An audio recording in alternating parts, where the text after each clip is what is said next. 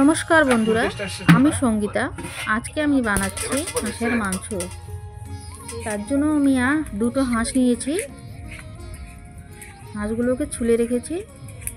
এদিকে একটা হাঁস আমি আগুনে পুড়িয়ে নিচ্ছি, তাতে লোমগুলো পুড়ে যাক।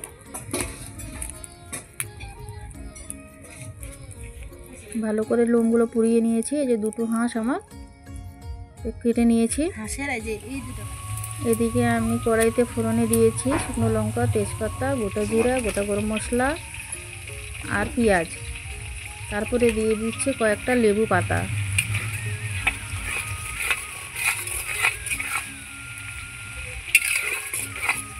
দিয়েছি আদা থেঁতা আর রসুনের কোয়া ছুলে নিয়ে। এখন দিয়ে দিচ্ছি হলুদের গুঁড়ো,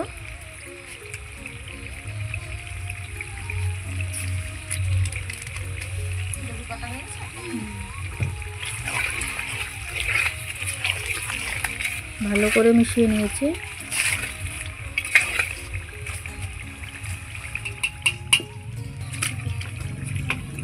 দিয়ে দিচ্ছি হাঁসের মাংস। এই শীতের সময় হাঁসের মাংস খেতে খুবই ভালো লাগে।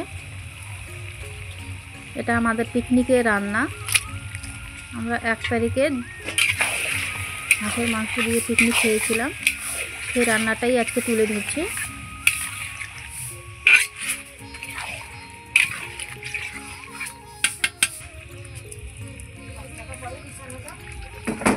দিয়ে দিচ্ছি লবণ।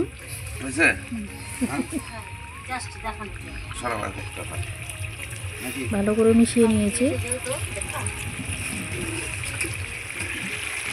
মাংসটা ভালো করে কষিয়ে নিয়েছি।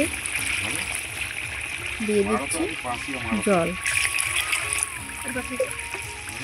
এখানে আমরা দুটো হাঁস রান্না করেছি। শীতের সময় হাঁসের মাংস খেতে খুবই ভালো লাগে।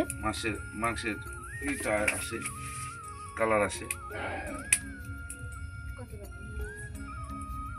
আমরা সম্পূর্ণ রান্নাটা উনুনে করেছি। শীতের সময় উনুনে রান্না করতে খুবই ভালো লাগে।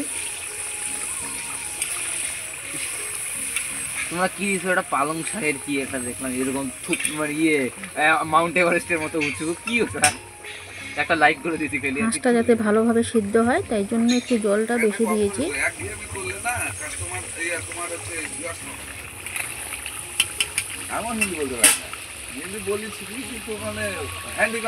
আস্তে আস্তে করে জল শুকিয়ে যাচ্ছে, তেল বেরিয়েতে শুরু করেছে।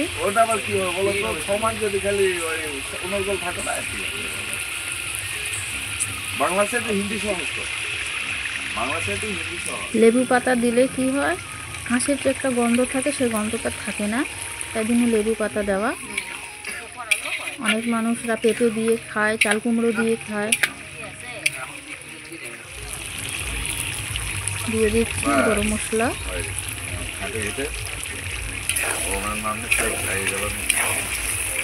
এই যে দেখেন আমার হাঁসের মাংস রেডি হয়ে গেছে।